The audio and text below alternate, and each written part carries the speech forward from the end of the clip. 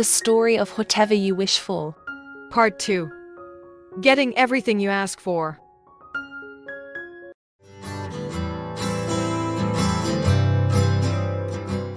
Due to the merit of offering food to an enlightened monk, Farah's dying wish became a reality. She was reborn in Spain as a daughter in an affluent family. She was incredibly beautiful and had a special ability to get whatever she asked for. If she met a handsome man on the street, she just had to coyly say, "Darling, I want." And immediately her wish would be granted. Just like in her previous life, Farah opened a restaurant in the capital of Madrid, Spain, called Harmony Nation. Her restaurant was always crowded with people from all over. Especially handsome men. Whenever she wished for something, it was fulfilled. She was completely satisfied with her wish from her previous life. She lived like this until she was about 35 years old, meeting, dating, and asking for various things from men all over the world. From Western men to Eastern men, Russian men, American men, Scandinavian men, Turkish men, and every other kind imaginable. However, greed knows no bounds. Farah thought, Now that I'm 35 years old, I've experienced every type of man. Love is enough, but now I'm lacking money. I have to find a way to make money. Making money from a restaurant takes too long to get rich. Even with great effort, I'll only become moderately wealthy. after reflecting on the past few years of her life, she suddenly realized she had the ability to ask for anything and people would grant it. So she thought, Why don't I ask everyone for anything I like?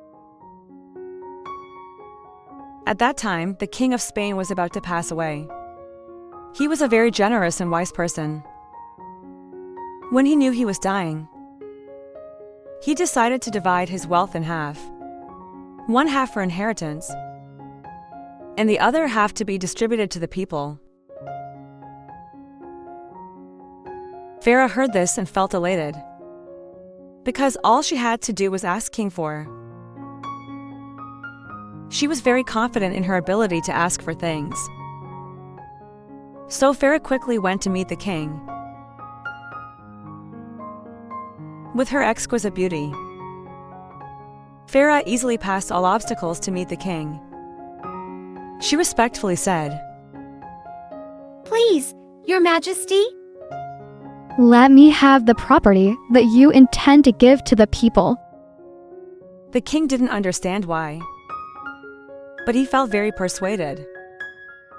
Being a wise person, he naturally wouldn't immediately give half of his wealth to Farah. The king said, I have a lot of wealth, you can't spend it all. I own a very large area of land around this palace. I can give you all that land, but it's better for you to choose your own land. Tomorrow at 6 a.m., come here to receive a flag to mark the land I will give you. Starting from the palace. You can go as far as you want, and I'll give you as much as you reach. All the hills, rivers, villages, and resources in the area marked by the flag will belong to you. But there is one condition. You must return before p.m. If you don't return before p.m., consider this agreement null and void. You will get nothing. After hearing this, Farah was overjoyed, thanked the king, and bid him farewell. She returned home and had a good night's sleep, dreaming a beautiful dream. In her dream, she became a wealthy woman with so much land and property, yet still beautiful and charming. The next day, precisely at 6 a.m., she arrived at the palace and immediately received the flag. By noon, half the agreed time had passed, and she should have returned. But she thought, Now I'll try for another hour and I'll be able to cover 5 kilometers. With just a little effort, I'll see some extremely poetic lakes. From the beginning until now, I have only been to hills and mountains. A mansion with only hills and mountains without a lake cannot be majestic enough. When I go leisurely, it takes me so long. But when I return, I run quickly. It's worth the effort to add the whole lake. Why didn't I think of this from the beginning? with this thought in mind, she eagerly continued her journey. By 1 p.m. there were some gemstone mines in front of her. She exclaimed, "Oh my, taking risks brings rewards." If I go back at to.n, I can still make it. Pushing a little more means doubling my wealth. Going 8 hours and returning in for hours isn't difficult. I just need to run twice as fast on the way back.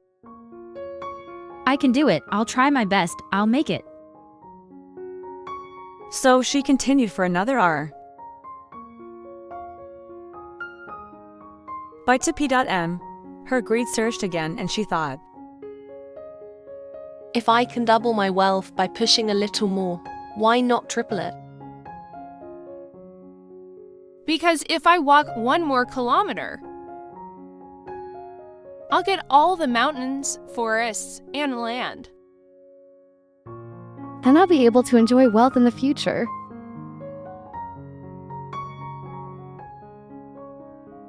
Farah persisted until 3 p.m. Knowing it was time to return, she started running.